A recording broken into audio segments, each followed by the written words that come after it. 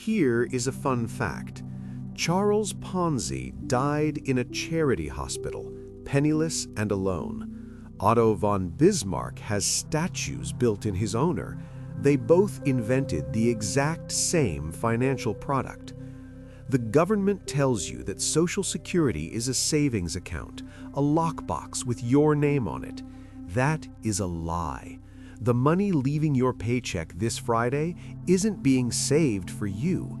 It is being mailed directly to someone who is already retired. Ponzi went to prison for this structure.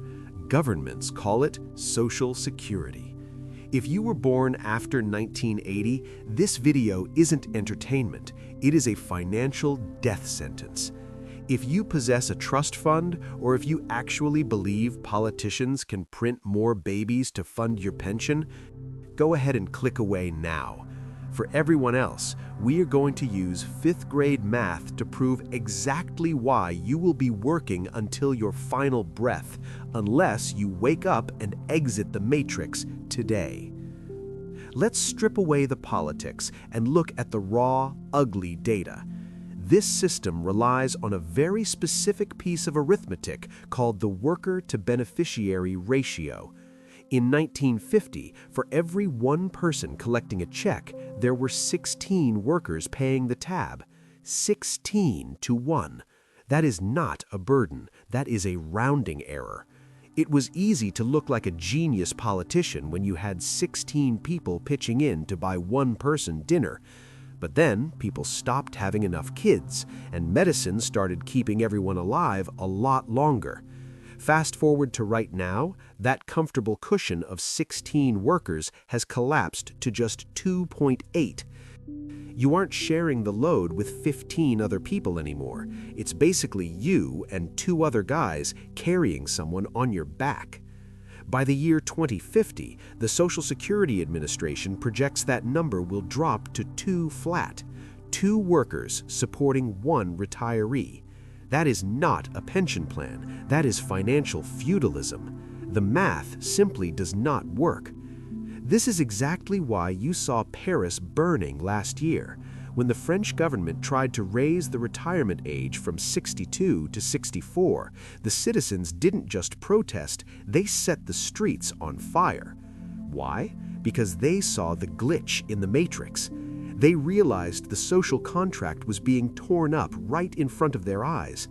The government was admitting that the money wasn't there, so the only solution was to force people to work until they dropped. Take a look at your own family timeline. Your grandparents likely retired at 60 with a paid-off house and a pension that actually bought things. They won the lottery of being born at the right time. Now look at your parents. They're 60, but they are likely still refinancing a mortgage and praying for a promotion. They are tired, and the finish line keeps moving. And you are looking at a system that is bleeding cash while inflation eats your savings, and you honestly think the government is going to let you clock out at 65? You are not facing a delay. You are facing a cancellation. Think of the pension system like a deferred payment buffet. The first generation to enter the restaurant, let's call them the boomers, got a sweetheart deal. They paid a cover charge of $1. For that single buck, they gorged themselves on lobster, steak, and endless refills of healthcare champagne. It was the greatest ROI in financial history. Now you walk in. You are the millennials or Gen Z. You arrive at the buffet and the trays are scraped clean. The lobster is gone. The champagne is flat. But the manager, the government, blocks the exit. They hand you a bill for $50. You aren't paying to eat. You are paying to clean up the mountain of shrimp shells the previous table left behind. This isn't a savings plan. It is a retrospective tax on your youth to fund the golden years of strangers. To understand why this is happening, we have to go back to 1889, to a German chancellor named Otto von Bismarck. He invented the modern retirement system. But here is the critical data point that your politicians conveniently forget to mention. Bismarck set the retirement age at 70. Do you know what the average life expectancy was in 1889? It was 45. Let that sink in. The system was mathematically designed to never pay out. It was a cynical bet that you would die long before you could collect a dime. It was insurance against the statistical anomaly of living too long, not a 30-year paid vacation for the entire population. But then, humanity broke the game. We invented antibiotics, sanitation, and heart surgery. Suddenly, living to 80 became the standard, not the exception. The math didn't just crack, it exploded. We took a financial product designed for a handful of survivors and applied it to billions of people. The system is collapsing today precisely because it succeeded too well at keeping us alive. Now, before you liquidate your entire portfolio, understand the boundary here. I am talking about the public pension system, the government promise. This strictly applies to the tax they strip from your paycheck. It does not apply to your private investments, like a 401k or a Roth IRA. In those private accounts, the money is actually yours. Subject to market risks, sure, but at least it isn't being mailed to a stranger the second it hits the account. But for Social Security, the buffet is closed, and you are the one stuck doing the dishes.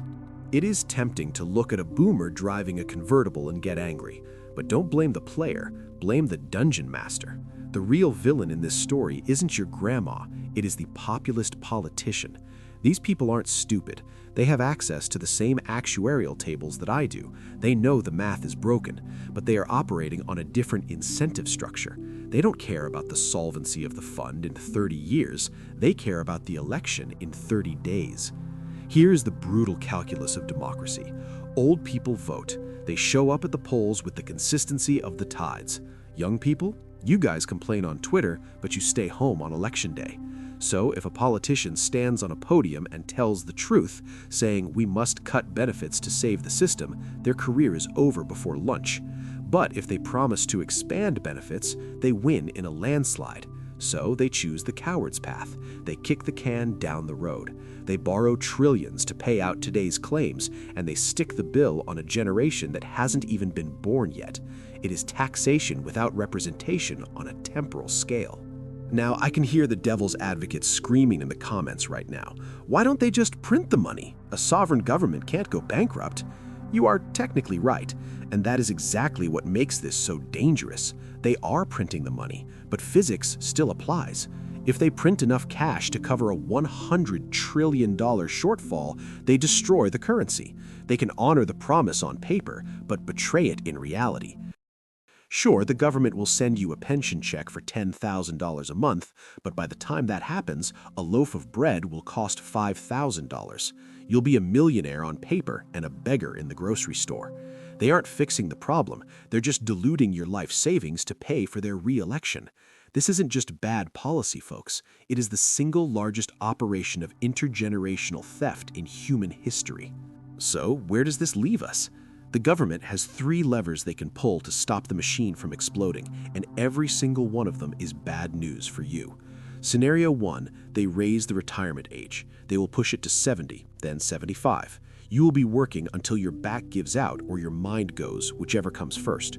Scenario 2, they slash the benefits. They will tell you that due to unforeseen circumstances, your check is being cut by 30 or 50%. You won't be retired, you will be elderly and impoverished. Or scenario 3, they tax the living daylights out of the youth. Imagine losing 60% of your paycheck just to keep the Ponzi scheme running for another decade. That isn't taxation, that is economic suffocation. You need to accept a harsh truth. The concept of retirement, where you stop working at 65 and play golf for 20 years, is a historical anomaly. It is a weird experiment from the 20th century that failed. For 99% of human history, people worked until they physically couldn't. Then their family took care of them, or they died. We are simply reverting to the mean. We are going back to normal. But you don't have to be a victim. You can build a life raft while the ship sinks. Here is your protocol for the next 7 days. This is not advice, this is survival. Step 1. Log into the Social Security Administration website right now and download your estimated benefit statement. Look at that number. Step 2. Pull out your calculator. Multiply that number by 0.7. That is the best case scenario of what you might actually get. Or, better yet, multiply it by 0. Assume the check is never coming. Step 3. Take that terrifying new number and use it to build your real plan. Open a private retirement account, a Roth IRA, or a SIP this week, not next month, this week. Stop relying on a politician's promise to feed you. Start paying yourself a salary for your future self because nobody else is going to do it. Save your cardboard. Don't bother painting a protest sign. You cannot riot against arithmetic. Math does not care about your feelings, and it certainly does not care about your vote. It doesn't matter which party takes the White House next year. It doesn't matter who sits in Parliament. No politician possesses a magic wand that can suddenly reverse global birth rates or conjure millions of tax-paying workers out of thin air to fund your retirement check. The demographic winter is here, and no amount of shouting in the street is going to make it warmer. The harsh reality is that the cavalry isn't coming. The state cannot save you because the state is the one drowning. The only true freedom left in this financial landscape is self-reliance. As long as your survival depends on the promises of a stranger in a suit, you are not a free citizen. You are a dependent. You are a serf waiting for a ration that might never come. If you are waiting for a politician to guarantee your dinner, you are already starving. You need to declare independence from the system today. Build your own personal Social Security fund. Build it with assets you control, in accounts you own. Do this not because it is fair, but because it is the only way to ensure you don't become collateral damage when the bill finally comes due. The system is rigged. The game is fixed. But now, at least, you know the rules. They make the promises, and we pay the price.